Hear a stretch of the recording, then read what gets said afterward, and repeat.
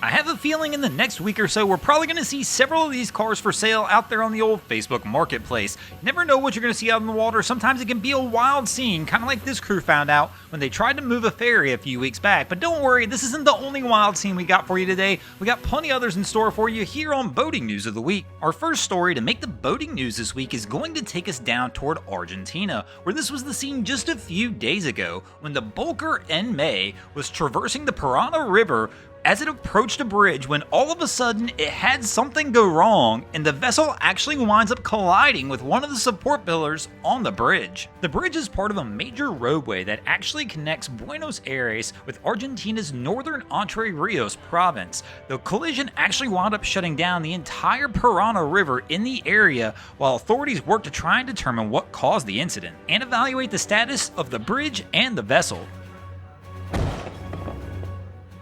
According to AIS data, the En May was traversing the river at around 11 p.m. Sunday night when the incident occurred. She was making approximately 10 knots at the time of the collision as well. Bystander video of the incident's aftermath can be seen here, showing that the vessel suffered extensive damage on the port side, having a massive hole that actually extends above and below the waterline in the port bow. But no injuries were reported during the incident, and the vessel is reported to be stable at this time, only taking water into the front compartment where you can see the damage is restricted to here. The bridge itself is being inspected for damage and at this time has been reopened to traffic, but marine traffic is still halted on the Parana River as a safety precaution at this time. Our next story to make the boating news this week is going to bring us back over to South Florida, where this was the scene this past weekend when a couple was out fishing and the sea ray that is seen in the images here winds up coming by their boat at speed, probably no more than 25 feet away from them,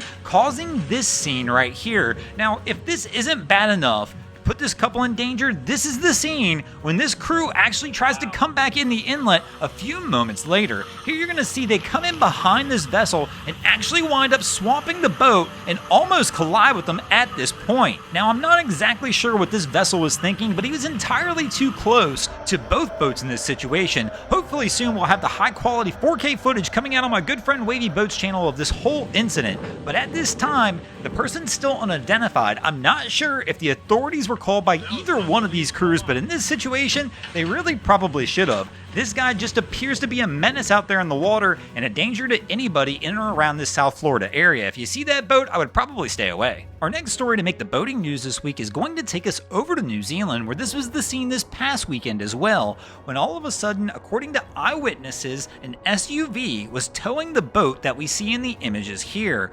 The vehicle went to change lanes, and the next thing they knew, the vehicle started to get what witnesses called a speed wobble, and the boat winds up rolling off the trailer. Now, fortunately, in this situation, the vehicle and the trailer itself did not roll as well, only the boat came off. But the vehicle and the trailer got stuck in the road, blocking traffic as well as the boat. The incident occurred at a pretty bad time, as many people were already on the roadways leaving Auckland heading south for the long weekend. Fortunately, at the scene, 8 Good Samaritans jumped in to help get the SUV and trailer moved off the side of the road, and then another Good Samaritan actually went ahead, hooked his SUV up to the boat, and they wound up dragging the boat just enough to the side so traffic could get past. Fortunately, in this situation, no injuries were reported, and delays are reported to be an hour or two of traffic being caught up in this before the roadways were reopened.